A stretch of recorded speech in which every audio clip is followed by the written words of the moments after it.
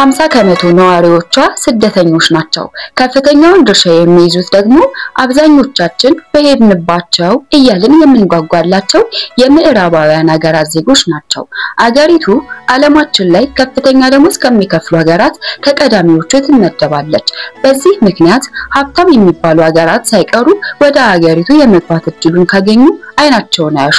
ከፍተኛ ጥራት ያለው ትምህርት በነፃ የምታቀርብ ዜግነት ሳትጠይቅ ከአገሪቱ ለተወለዱ ልጆች ሁሉ 18 ዓመት እስኪሞላቸው ድረስ የገንዘብ ድጎማ የምታደርግ ከፍተኛ ደሞዝ እየከፈለች ዝቅተኛ ግብር የምትቀበል ሀገር ናት። ይህች ሀገር እንኳን ለዜጎቿ አገሪቱ ለረገጠ ጎብኚ ሁሉ ነፃ የትራንስፖርት አገልግሎት የምታቀርብ የመጀመሪያዋም ብቸኛዋም የዓለማችን ሀገር ናት። የዛሬው ጉብኝታችን ፈረንሳይኛን፣ ጀርመንኛንና ሉክዘምበርጊሽ ቋንቋዎችን የምትናገረው በመጠን ያነሰች በሀብት የገዘፈች አውሮፓዊት ሀገር ሉክዘምበርግ ይሆናል። ሉክዘምበርግ እንደሌሎቹ ሀብታም ሀገራት በአፍሪካ፣ ኤዥያና ላቲን አሜሪካ ዜጎች ሳይሆን በሀብታሞቹ የአውሮፓውያን ሀገራት ስደተኞች የተጥለቀለቀች ትንሽዬ የምዕራብ አውሮፓ ሀገር ናት።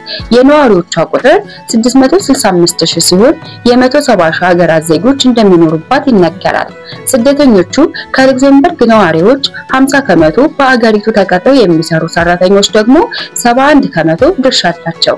በአገሪቱ በቋሚነት ከሚሰሩ ሰራተኞች ውጪ 226,000 ሰራተኞች በየዕለቱ ከፈረንሳይ፣ ጀርመንና ቤልጂየም ድንበር አቋርጠው እየተመላለሱ ይሰራሉ።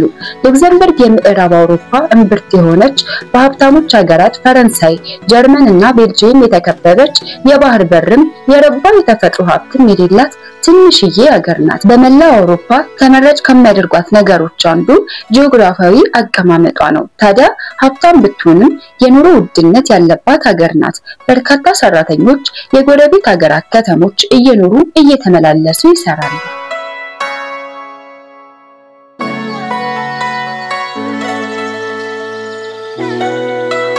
ወደ ሉክዘምበርግ የሚፈልሱት የሀብታም ሀገራት ዜጎች ብቻ አይደሉም።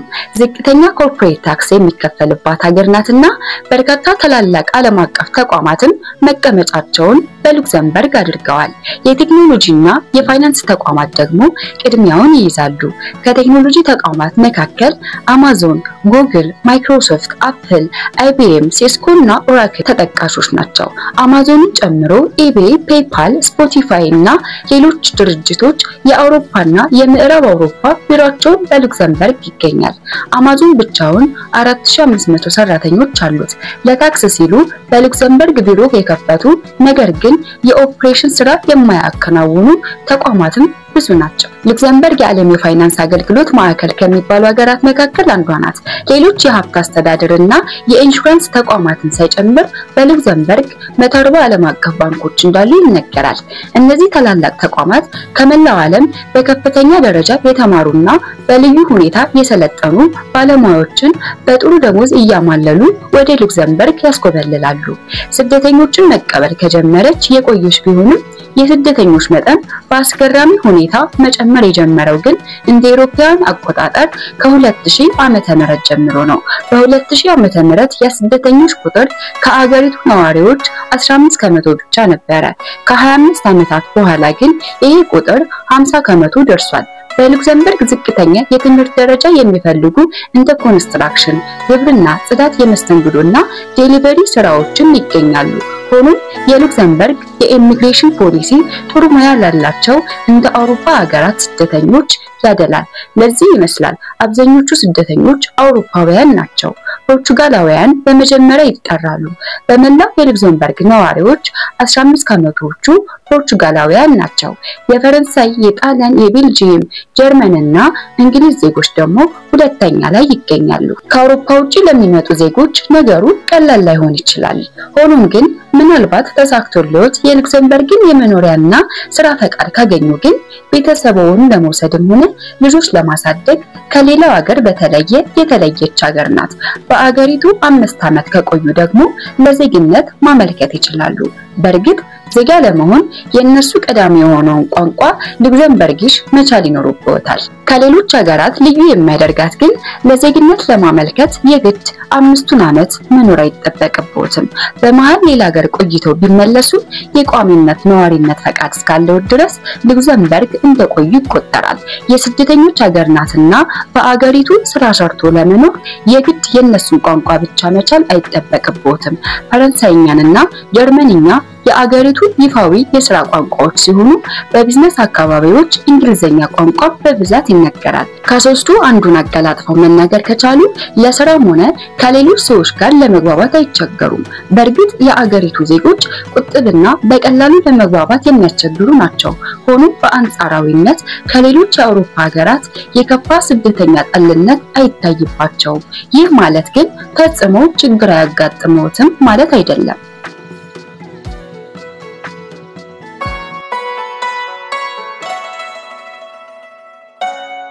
ሉክዘምበርግ ለወላጆችና ለልጆች ምቹ የምትባል ሀገር ናት።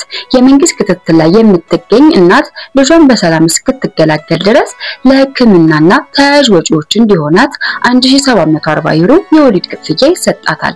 ክፍያው በሶስቱ ስር የሚሰጥ ሲሆን ልጅ ከመውለዷ በፊት 580፣ ሲወለድ 580፣ ከተወለደ በኋላ ደግሞ 580 ዩሮ ይሰጣታል።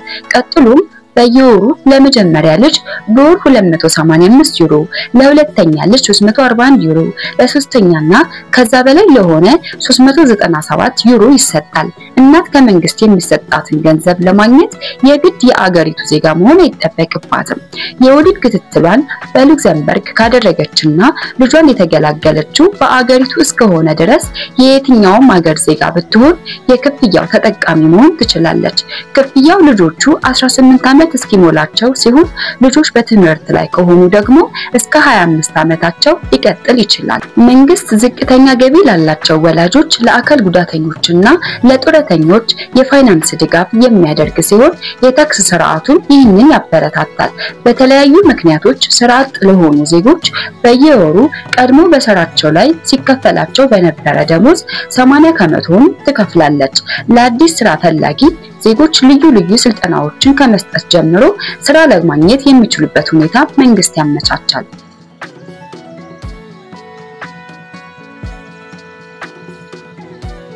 በሉክዘምበርግ በመንግስት ትምህርት ቤት ሙሉ በሙሉ ነፃ ሲሆን በዛ ላይ ሉክዘምበርግ መሄድ ለሚፈልጉ የሌላ ሀገር ዜጎች የዩኒቨርሲቲ ትምህርት አንዱ አማራጭ ነው።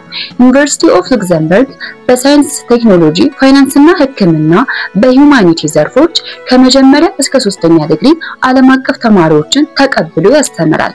የመግቢያ መስፈርቱ ለአውሮፓውያን ከአውሮፓ ውጪ ለሚመጡ ዜጎች ቢለያይም ለትምህርት የሚከፍሉት ገንዘብ በአንጻራዊነት ከሌሎች የአውሮፓ ሀገራት አነስተኛ ነው። በዩኒቨርሲቲው ተቀባይነትን ካገኙ ደግሞ እየተማሩ በትርፍ ጊዜ ገቢ የሚያስገኝ ስራ መስራት እንዲችሉ ይፈቀዳል። ጠንክረው ከተማሩና ጥሩ ውጤት ካለዎት ደግሞ ስኮላርሺፕ የሚያገኙበት እድል ክፍት ነው። የጥራት ደረጃቸውና ዋጋቸው እንደየሀገሩ ቢለያይም ዓለማችን ላይ የባስና ባቡር ትራንስፖርቶች በዋጋ ከሌሎች ይረክሳሉ። ያም ሆኖ በሰለጠኑት ሀገራት ዜጎች ከወርሃዊ ገቢያቸው ቢያንስ ከ5 እስከ 8 ከመቶውን ለትራንስፖርት ያወጣሉ። በየትኛውም የዓለማችን ሀገራቶች ግን ገንዘብ ሳይከፍሉ ሙሉ የሀገሪቱን በነፃ መጓዝ አይችሉም። በሉክዘምበርግ ግን ይቻላል። እድሜ ለመንግስታቸው ከ2020 ጀምሮ ሁሉንም አይነት የህዝብ ትራንስፖርት አገልግሎት በነፃ ነው የሚያስጠቅሙት። ባቡር ተጠቀሙ፣ ባስ፣ ከተማም ሆነ ከከተማ ውጪ ቱሪስት ሆኑ ዜጋ በነፃ የትራንስፖርት አገልግሎት ያገኛሉ። ዓለማችን ላይ ብዙ መኪና ካላቸው ሀገራት ከቀዳሚዎቹ ትመደባለች። በአማካይ እያንዳንዱ ነዋሪ አንድ መኪና እንዳለ ይነገራል። በዛ ላይ ድንበር አቋርጠው የሚመጡ ሰራተኞች መኪና እየነዱ ስለሚመጡ ሉክዘምበርግ በትራፊክ መጨናነቅም ትታወቃለች። የመኪኖች መብዛት ለአየር ብክለት ከፍተኛ ነውና ችግሮች ሲፈጠሩ መፍትሄ መፍጠር ቀዳሚ ስራው የሆነው መንግስት የመኪኖች መብዛት በአገሪቱ ኢኮኖሚ በዜጎች የኑሮ ጥራት ላይ የሚያስከትለውን ተጽዕኖ በመገንዘብ መፍትሄ አመጣ። ዜጎች መኪኖቻቸውን አቁመው የህዝብ ትራንስፖርት እንዲጠቀሙ ማድረግ ነበረ። ለዚህ ደግሞ ከፍተኛ ጥራት ያላቸውን የህዝብ ትራንስፖርቶች በነፃ ማቅረብ ቀዳሚ የሚባለው መፍትሄ ነበር። መንግስት በየዓመቱ ከፍተኛ ድጎማ እያደረገ በመላው ሀገሪቱ ትራንስፖርት ነፃ ያቀርባል። በህዝብ ትራንስፖርት ክፍያ የሚጠየቁት ድንበር ተሻግረው ሌላ ሀገር የሚገቡ ከሆነ ወይንም ረጅም ርቀት ሲጓዙ ሰፊ ቦታ ያላቸውን የመጀመሪያ ደረጃ የቅንጦት ወንበሮች እፈልጋለሁ ካሉ ብቻ ነው።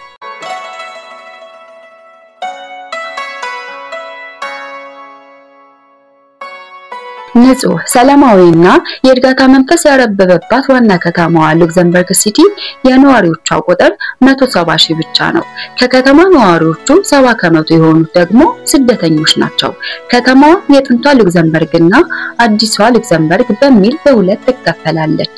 የጥንቷ ሉክሰምበርግ ጥንታዊ የአውሮፓ ኪነ ህንጻ ጥበብ የተዋበች የመኖሪያ መንደሮችና የቱሪስት መስህቦች መዳረሻ ናት። አዲሲቷ ሉክሰምበርግ ሲቲ የንግድ ማዕከል ስትሆን የዓለም አቀፍ ድርጅቶች መቀመጫ የአዳዲስ ህንጻዎች መፍለቂያ ናት። ከሞናኮና ጄኔቫ ቀጥላ በጠባብ ቦታ ውስጥ ብዙ ሚሊዮነሮች ያሉባት ከተማ ነች። ራሷ ሉክሰምበርግ ብትሆን 16 ከመቶ ዜጎቿ ሚሊዮነር ናቸው። ሁሉም ሀገራት የየራሳቸው ደካማ ጎኖች አላቸው። የሉክሰምበርግ አንዱ ደካማ ጎኗ የኑሮ ውድነት ሲሆን በተለይ የቤት ኪራይ በሉክሰምበርግ ሲቲ በከተማ ዳርቻ የሚገኝ አንድ አነስ ያለ ስቱዲዮ አፓርትመንት ተከራይቶ ለመኖር 1500 ዩሮ ሊጠየቅ ይችላል። በሉክሰምበርግ ነፃ ትምህርት እንዳለ ተመለከትን። ነገር ግን ልጆቹን የግል ኢንተርናሽናል ትምህርት ቤት ካስገቡ ክፍያው እጅግ ፈታኝ ነው። በአመት እስከ 20,000 ዩሮ ይጠየቃሉ። ህፃን ልጆቹን ዴኬር የሚያስገቡ ከሆነ ደግሞ ወርሃዊ ወጪው ከ800 እስከ 1200 ዩሮ ሊሆን ይችላል። በሉክሰምበርግ መንግስት የህዝብ ትራንስፖርት በነፃ ቢያቀርብም የግል መኪና እፈልጋለሁ ካሉ ግን የነዳጅ የጥገናና የፓርኪንግ ወጪ ከባድ ነው። በሉክሰምበርግ ነዋሪ ሲሆኑ ምግብ በቤቱ እያዘጋጁ ቢመገቡ ይመከራሉ። ምክንያቱ ደግሞ ወጣ ብለው በሬስቶራንቶች ወይንም ካፌ መመገብ ቢፈልጉ በኪስዎ ከ15 እስከ 50 ዩሮ ይጠየቃሉ።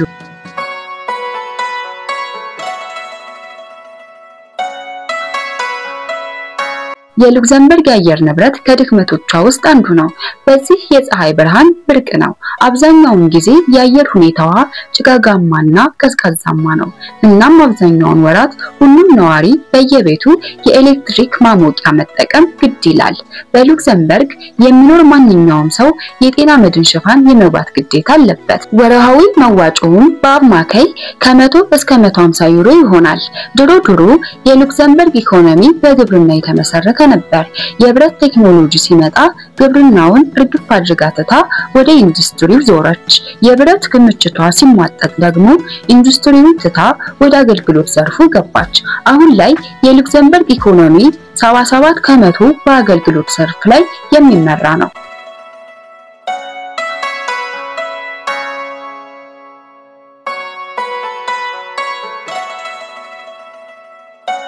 ውድ አልፋ ሚዲያ ቤተሰቦች የዛሬው የሉክሰምበርግ ቆይታችን ይህንን ይመስላል። አብራችሁን ስለቆያችሁ እናመሰግናለን።